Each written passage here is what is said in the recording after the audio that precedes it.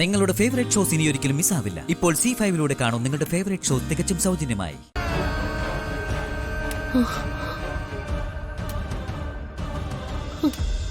അയ്യോ, ഇതെന്തു പറ്റി കാലിന്?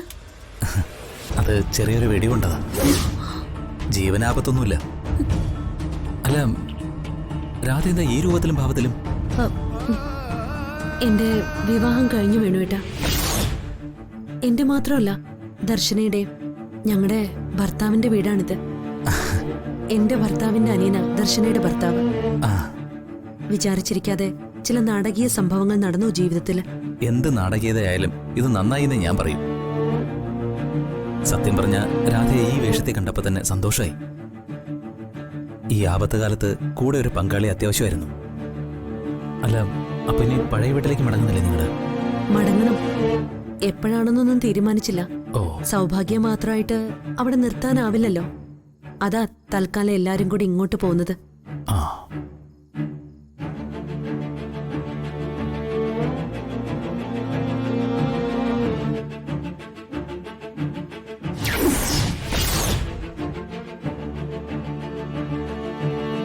ഇതാരാണെന്ന് മനസ്സിലാവുന്നില്ലല്ലോ.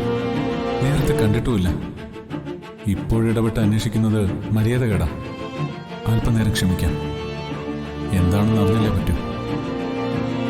അല്ല, വേണുവേട്ടൻ എന്താ അത്യാവശ്യമായിട്ട് കാണണമെന്ന് പറഞ്ഞത്? അതും ഈ രാത്രിയില്? രാധയ്ക്ക് ചില മുന്നറിയിപ്പുകൾ തരാനാ കാണണമെന്ന് പറഞ്ഞത്.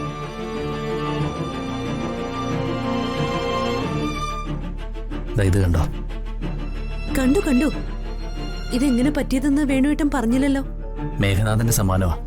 ആ, അയാൾ ആകെ ഭ്രാന്തെടുത്ത് നടക്കാരാതെ. കേസിൽ തോറ്റതോടെ നിങ്ങളെ ഞെക്കിക്കൊല്ലാൻ നടന്നയാളിപ്പോ നക്കിക്കൊല്ലാൻ നടക്കുക. രാധ എവിടെയാണെന്ന് പറയാത്തതുകൊണ്ട് ചെയ്ത പണിയായത്. ഭാഗ്യത്തിനാണ് ഞാൻ അയാളിൽ നിന്ന് രക്ഷപ്പെട്ടത്. അയ്യോ എന്റെ ദൈവമേ, എന്ത് കഷ്ടമാണെന്ന് നോക്ക്. ഞങ്ങൾക്ക് വേണ്ടി വേണുവേട്ടൻ ഒരുപാട് സഹിക്കുന്നുണ്ട്. ഇപ്പോ ഇങ്ങനെ ആക്രമണങ്ങളും. ഞങ്ങള് വേണുവേട്ടനോട് എത്രമാത്രം കടപ്പെട്ടിരിക്കുന്നു എന്ന് പറയാൻ വയ്യ. കടപ്പാടൊക്കെ അവിടെ നിൽക്കട്ടെ. ഇപ്പോഴത്തെ പ്രശ്നം നിങ്ങളുടെ നിലനിൽപ്പാ. അയാളുടെ കൈപ്പെടാതെ സ്വന്തം നിലനിൽപ്പ് ഉറപ്പുവരുത്തണം. അത് പറയാനാ ഞാൻ അത്യാവശ്യമായിട്ട് കാണണമെന്ന് പറഞ്ഞത്. വളരെ സൂക്ഷിച്ചു തന്നെയാ വേണുവേട്ടാ ഞാൻ നടക്കുന്നത്. 1-2 തവണ സ്വയം അറിയാതെ അയാളുടെ മുന്നിൽ ചെന്ന് ചാടിയതാ. ദൈവഭാഗ്യം കൊണ്ട് പക്ഷെ രക്ഷപ്പെടാൻ സാധിച്ചു.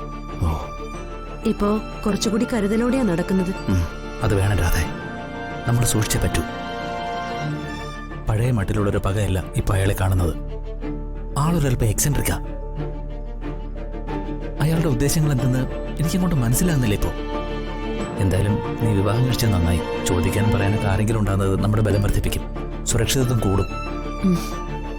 ഏതായാലും തൃപ്പങ്കോട്ട രാധയും അനുജിത്തുമാരും സുരക്ഷിതരാണെന്ന് വിശ്വസിച്ചുകൊണ്ട് എനിക്ക് പോകാമല്ലോ അല്ലേ? അതെ വേണുവേട്ടാ, തീർച്ചയായിട്ടും. നേരത്തെ തന്നെ ഇവിടുത്തെ പ്രസാദേട്ടൻ വലിയ സഹായമായിരുന്നു. ഇനിയിപ്പോ ഞങ്ങളുടെ രക്ഷ പ്രസാദേട്ടന്റെ ഉത്തരവാദിത്വം ആയല്ലോ. വേണുവേട്ടന് ധൈര്യമായിട്ട് പോവാം. നന്നായി. സുഭദ്രാമ്മയുടെ കുട്ടികൾ സുരക്ഷിതരാണെന്ന് വിശ്വസിച്ചുകൊണ്ട് തന്നെ ഞാനപ്പോ പോവാ. ആവശ്യം വരുമ്പോ വീണ്ടും അന്വേഷിച്ചു വരും. ശരി. കാല് പ്രത്യേകം സൂക്ഷിച്ചോളേ. മുറിവ് പെട്ടെന്ന് ഉണങ്ങാൻ ഞാൻ പ്രാർത്ഥിക്കാം. സന്തോഷം. നിങ്ങളുടെ പ്രാർത്ഥന ഫലിക്കണമെന്ന് ഞാനും പ്രാർത്ഥിക്കാം. ശരി.